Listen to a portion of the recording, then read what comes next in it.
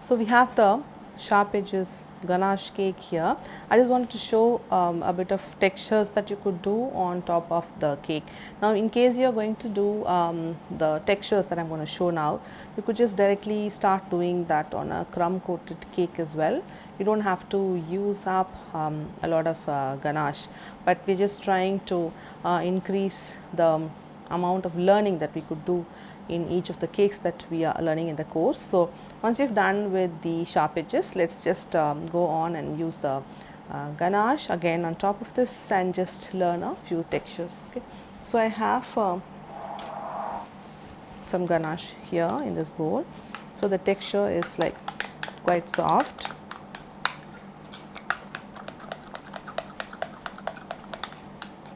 Okay, I'm just going to start applying on this cake here. I'm going to show you a few different ways in which you could just texture. I'm just going to apply on the top.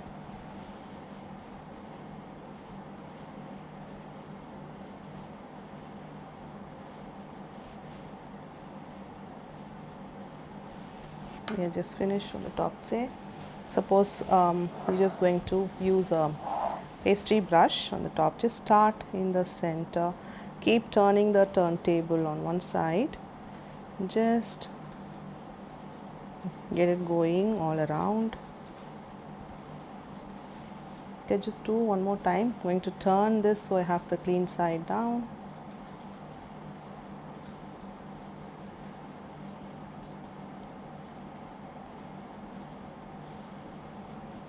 Turn the turntable faster. Okay, so that will be on the top, and then for the sides, because of the cake is being taken from the refrigerator, then the ganache that we are going to apply here would set quite faster, right? So you don't want to apply the ganache on the top and then the sides, and to do the texture, the top and sides together, by the time you don't want the ganache to set.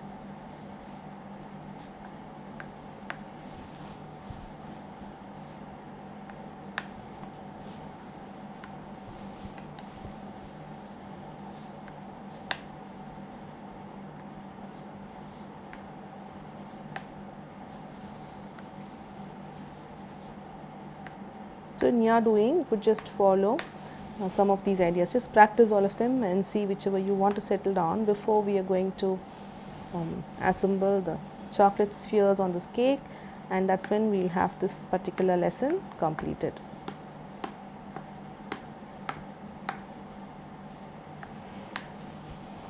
Okay, so to this again I'm just going to hold the pastry brush.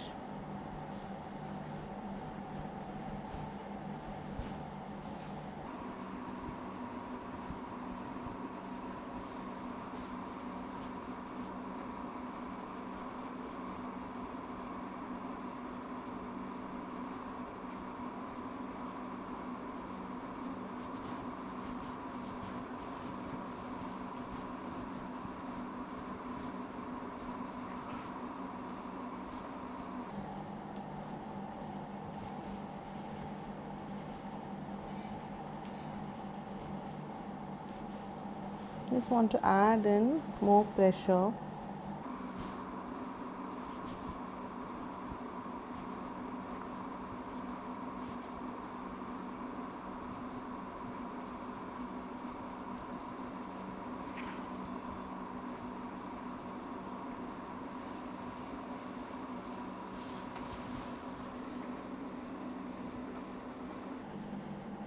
Yeah, this looks good except for a few air pockets like that.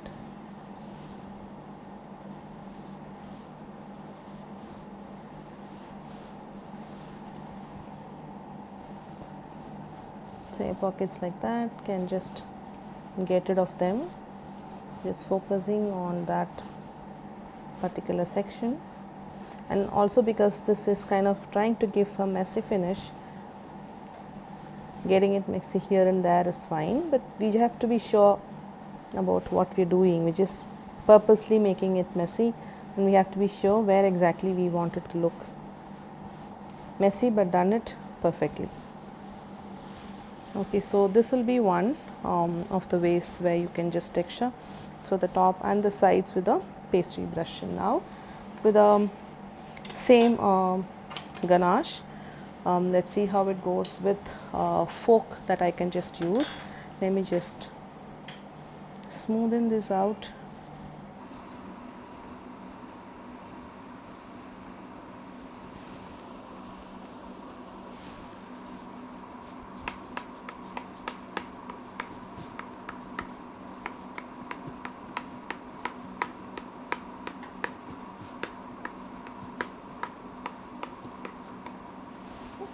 So fork will also look similar to the pastry brush, but then the lines are going to be a bit far away.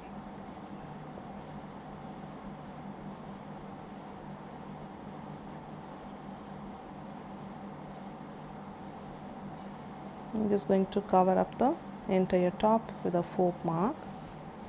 So the top has the fork finish like the wooden trunks top. Then on the sides I'm just going to use some hot water and the spatula dipped into the hot water.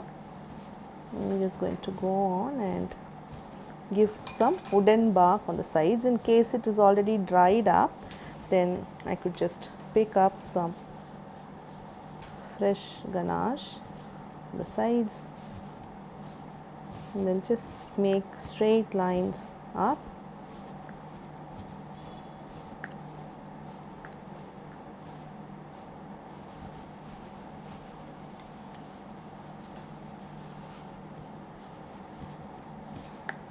Using fresh ganache, pull the spatula bottom to up as I keep turning the turntable.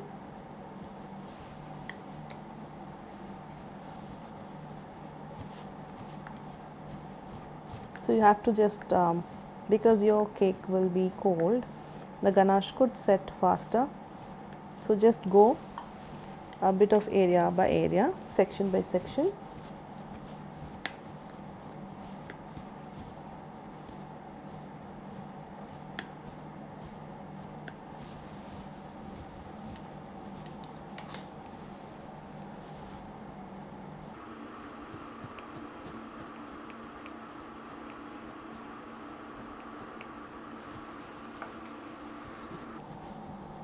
So in that way, this could be one way where you could just use the spatula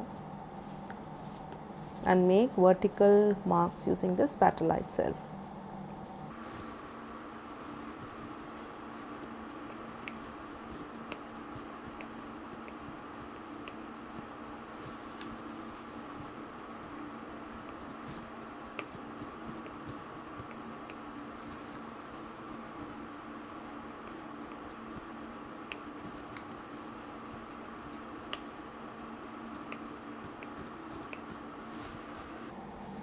Just doing vertical lines here.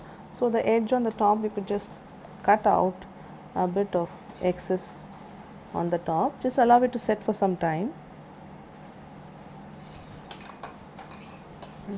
Just dip the knife in hot water.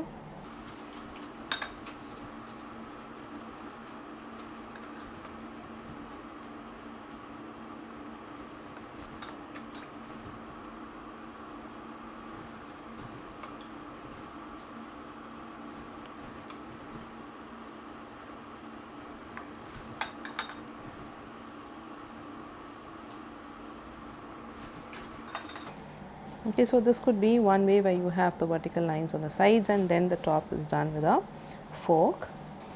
So as another texture, it's like a messy finish. I'm just going to add in some more ganache on the top.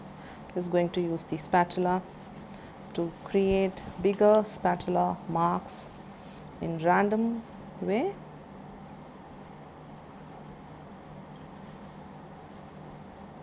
So obviously we learned to do all this after having learned to make the sharp edges and clean finish. So just use the spatula to go around on the top to create the spatula marks like so.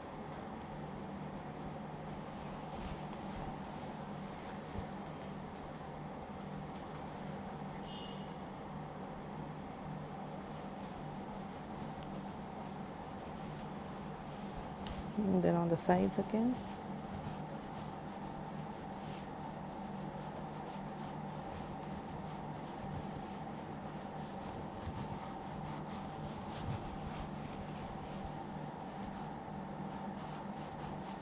So when you're like, you just can't wait for making sharp edges, then you could just do this on a crumb coated cake and then wait to finish the cake in giving these textures, and then you could be done. So these are times when you have to just finish a cake and make it look good, but you don't have all the time to work on proper finish.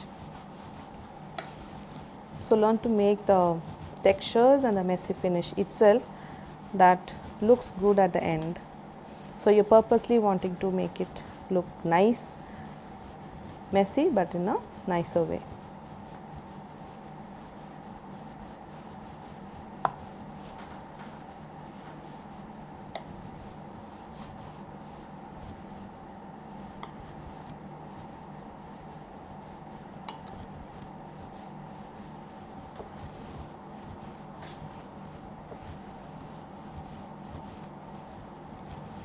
So all the excess that's just hanging out like a peak, I'm just scraping it off, which means with the spatula, as I'm creating the texture itself,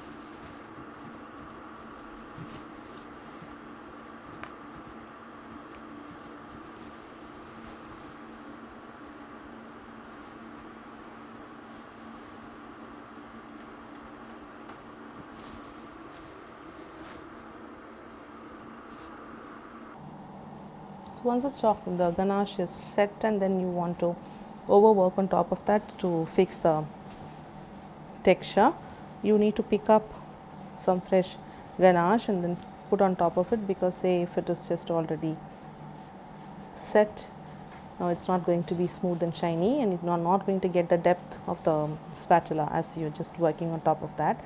And in those places, you just go with some fresh ganache to overdo the texture on top, in case you're just looking at the depth of the spatula mark that you're trying to give in there.